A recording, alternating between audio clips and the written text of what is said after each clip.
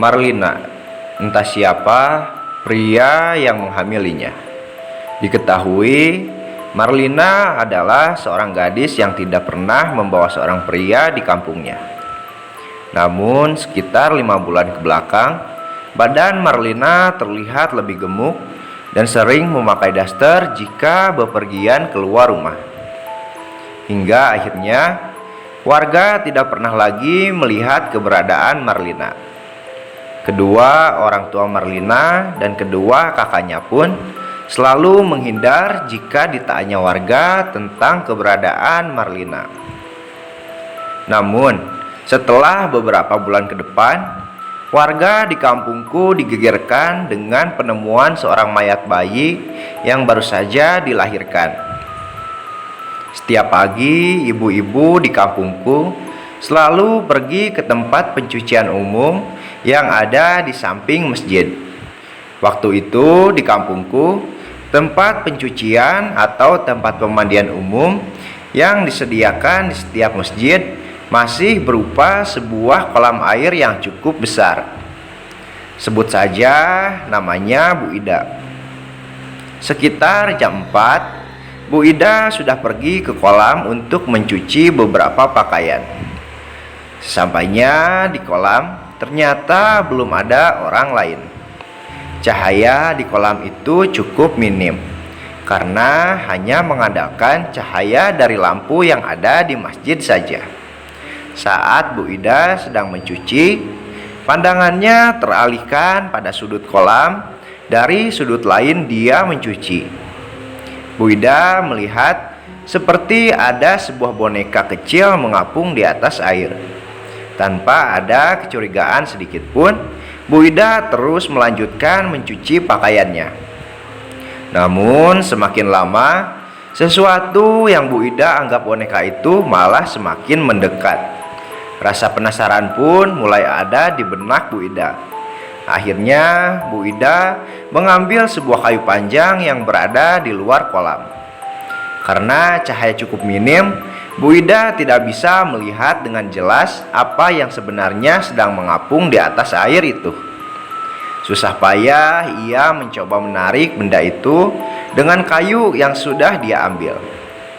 Tapi semuanya hanya sia-sia saja, karena kayu yang dia pakai tidak sampai untuk menarik benda itu.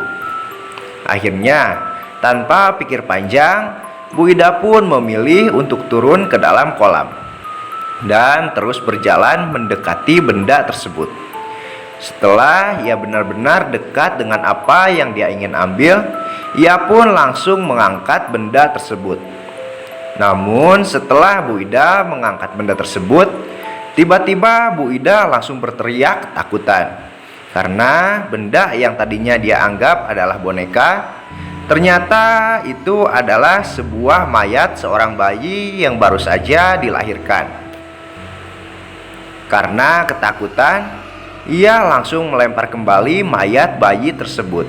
Dengan rasa panik, Bu Ida bergegas naik dan langsung berlari keluar kolam sambil berteriak minta tolong. Setelah cukup jauh, Bu Ida akhirnya bertemu dengan 3 orang laki-laki yang sedang berjalan menuju arah masjid. Dengan tergesa-gesa, Bu Ida langsung menceritakan apa yang baru saja dia temukan. Ketiga laki-laki itu pun langsung berlari mengikuti Bu Ida menuju kolam di mana mayat bayi itu masih terapung. Akhirnya pagi itu pun kolam yang biasanya hanya ramai dengan para ibu-ibu yang sedang mencuci, pagi itu tiba-tiba ramai dengan warga yang menyaksikan para polisi sedang menyelidiki kematian bayi yang mengapung di atas kolam tersebut. Tidak perlu waktu lama. Akhirnya polisi menemukan sebuah titik darah yang entah itu darah siapa, berjejer sedikit demi sedikit ke arah sebuah rumah yang tidak lain adalah rumah dari Marlina. Jadi rumah Marlina ini tidak jauh dari kolam pencucian tersebut, hanya terhalang oleh 2 bangunan rumah warga. Singkat cerita, Setelah selidik demi selidik yang dilakukan oleh pihak kepolisian, akhirnya terungkaplah dengan jelas kalau mayat bayi tersebut adalah benar-benar bayi dari Marlina. Menurut beberapa warga yang mendengar kesaksian Marlina atas kematian bayinya adalah seperti ini. Jadi beberapa bulan sebelumnya, saat usia kandungan Marlina menginjak usia 5 bulan, kedua orang tua Marlina baru saja mengetahui kalau anak gadisnya sedang hamil. Karena tak ingin malu oleh warga, kedua orang tua Marlina pun mengurung Marlina di dalam rumah sampai usia kandungan Marlina menginjak 9 bulan. Pada suatu malam, Marlina merasakan kalau dia akan melahirkan tanpa bantuan bidan ataupun dukun beranak. Malam itu Marlina melahirkan seorang bayi hanya dibantu oleh kedua orang tuanya. Sampai akhirnya bayi itu pun selamat saat dilahirkan. Namun karena tak ingin malu dengan warga sekitar, kedua orang tua Marlina pun tega menenggelamkan bayi yang baru saja dilahirkan itu ke sebuah kolam yang dari awal aku ceritakan. Entah panik atau memang bodoh, tapi mengapa bayi yang baru saja mereka bunuh harus mereka biarkan mengambang di sebuah kolam pencucian yang benar-benar dekat dengan rumah mereka sendiri. Hingga akhirnya kedua orang tua Marlina pun saat itu juga harus dibawa ke kantor polisi untuk diproses dengan hukum. Namun belum dengan Marlina, karena saat itu Marlina masih dalam masa penyembuhan. Setelah 2 hari kemudian, saat Marlina dirasa sudah benar-benar pulih, pihak kepolisian pun bergegas kembali ke rumah Marlina untuk membawanya agar dapat diproses dengan kedua orang tuanya. Saat kejadian itu, kedua kakak Marlina tidak berada di rumah. Mungkin karena mereka berdua sedang merantau untuk bekerja. Hingga pada saat 2 orang polisi mengetuk rumah Marlina, tidak ada siapapun yang membuka pintu atau menjawab panggilan polisi tersebut.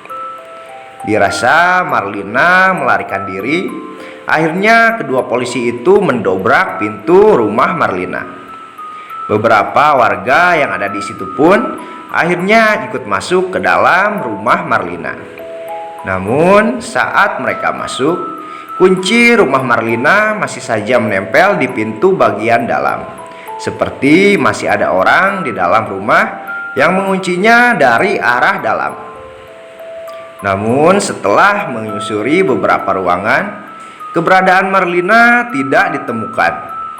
Hingga semua orang terfokus pada suatu pintu kamar yang kembali dikunci.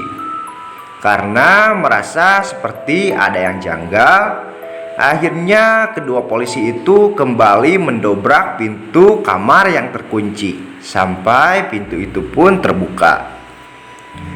Setelah pintu kamar itu terbuka, betapa terkejutnya semua orang saat melihat Marlina sudah gantung diri. Menggantung diri. Singkat cerita, evakuasi jasad Marlina pun dibantu oleh beberapa orang warga. Tidak sedikit orang-orang yang hanya datang untuk menonton dan mencibir Marlina yang sudah menjadi mayat. Kedua kakak Marlina pun sampai saat ini tidak pernah terlihat kembali ke kampung ini semenjak kejadian itu terjadi. Kedua orang tua Marlina pun kini harus mendekam di penjara atas apa perbuatan yang mereka lakukan. Hingga akhirnya rumah Marlina yang cukup besar pun harus kosong tanpa adanya warga atau saudara yang mau membersihkan. Namun yang membuat warga penasaran, sampai saat ini warga di kampungku tidak mengetahui siapa pria yang menghamili Marlina. Karena Tak ada satupun orang di kampung ini yang mau menjenguk kedua orang tua Marlina di penjara. Desas-desus kabar gosip yang beredar. Ada yang mengatakan kalau Marlina hamil oleh kakaknya sendiri, sehingga orang tua mereka merasa kebingungan dan akhirnya memutuskan untuk membunuh bayi tersebut. Beberapa hari kemudian, kasus Marlina mulai sedikit dilupakan. Tapi tidak lama dari itu, nama Marlina mulai kembali disebut-sebut oleh warga. Karena mulai beredar sebuah isu, banyak sekali warga yang melihat sosok wanita menggendong bayi tepat di depan rumah Marlina. Ada juga sesekali orang yang mendengar suara tangisan bayi di kolam pencucian umum tersebut. Namun suara tangisan bayi itu tidak berangsur lama karena mungkin letak kolam pencucian yang bersampingan dengan sebuah masjid. Tapi tetap saja setelah kejadian itu mulai jarang ada orang yang berani mencuci pakaian jika sendirian di kolam tersebut. Pernah sekali ada seorang ibu-ibu yang baru pulang ke kampung ini dari tempatnya bekerja di Arab Saudi. Karena baru saja pulang, ibu ini tidak mengetahui tentang apa yang sudah terjadi di kampung ini. Malam itu listrik di kampung ini mendadak mati, sehingga ibu ini harus pergi ke sebuah warung untuk membeli beberapa lilin. Suasana malam itu baru saja diguyur oleh air hujan, sehingga dia harus berjalan secara perlahan sambil mengangkat dasternya yang panjang yang selalu dia kenakan. Saat melewati rumah Marlina, dari kegelapan ibu ini melihat Marlina sedang menggendong bayi tepat di depan rumahnya. Dalam pikirnya, dia sempat bertanya, bayi siapa yang digendong oleh Marlina? Karena 2 tahun yang lalu, sebelum dia berangkat ke Arab Saudi, dia tahu bahwa Marlina belum memiliki seorang suami. Karena penasaran, akhirnya jiwa kepo ibu ini pun menuntunnya untuk menemui Marlina, hanya untuk sekedar bertanya. Akhirnya ibu ini pun menghampiri Marlina yang masih berdiri sambil menggendong bayi di depan rumahnya. Saat ibu ini mulai berada dekat dengan Marlina, ibu ini merasa aneh karena bayi yang digendong oleh Marlina dibungkus oleh kain berwarna putih. "Lin, itu bayi kamu?" tanya ibu ini sambil naik ke teras rumah Marlina. Marlina yang melihat ibu ini mendekatinya, tiba-tiba tersenyum aneh sambil menganggukkan kepalanya. "Loh, kapan kamu nikah, Lin?" Ibu ini kembali bertanya. Namun tak ada jawaban yang dia dapatkan dari Marlina. Ibu ini pun langsung berpikir kalau Marlina mungkin saja hamil di luar nikah.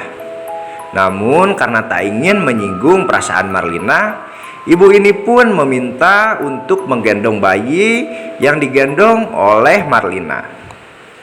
"Lin, boleh ibu gendong bayinya?" Tanpa jawaban, Marlina pun langsung menyodorkan bayi itu ke arah tangan si ibu. Saat ingin menggendong bayi itu, tiba-tiba ibu ini malah mencium sebuah bau bangkai. Namun ketika ibu ini sudah menggendong bayi Marlina, perhatiannya menjadi teralihkan dengan badan bayi yang terasa sangat dingin. "Aduh Lin, sampai dingin banget kayak gini. Kamu dari kapan bawa bayi di luar? Ayo masuk ke rumah." Marlina pun hanya menganggukkan kepalanya. Tanpa pikir panjang, ibu ini langsung membawa masuk bayi itu ke dalam rumah Marlina. "Kamu gak ada sentra atau lilin? Kasihan bayi kamu, gak boleh dikasih ke tempat yang gelap, Lin. Tiba-tiba dengan suara lirih, Marlina pun menjawab, Ada, ibu. Ibu ini pun hanya menganggukkan kepalanya, berpikir kalau orang tua Marlina sedang membeli lilin. Namun tiba-tiba keanehan mulai ibu ini rasakan ketika ibu ini bertanya, siapa nama anak Marlina? Oh iya, nama anak kamu siapa, Lin? Sambil tersenyum, Marlina pun menjawab, Mayat, Bu. Sontak ia pun kaget mendengar jawaban dari Marlina. Apalagi dengan senyuman Marlina yang membuat bulu kuduk ibu ini sedikit merinding. Saat ingin bertanya kembali, tiba-tiba tangan si ibu yang sedang menggendong bayi merasakan kalau kain yang dipakai oleh bayi itu menjadi sangat basah. Loh, kok basah, Lin? Kalau kencing kok airnya dingin banget kayak gini? Dengan keheranan, ibu ini terus bertanya, ini kok kainnya pakai warna putih? Gak ada kain yang lain emang, Lin? Tiba-tiba si ibu pun mulai semakin merasa aneh, karena bukannya jawaban yang ia dapatkan, melainkan suara tawa kecil yang membuat ibu ini menjadi merasa takut. Sampai tidak lama kemudian terdengar jawaban dari mulut Marlina. Itu kain kapan, Bu? Si ibu pun sedikit demi sedikit mulai bergeser dari duduknya menjauh dari arah Marlina yang terus tertawa lirih sambil menatap ke arah si ibu. Hingga tiba-tiba terdengar suara tangisan dari bayi yang sedari tadi ia gendong.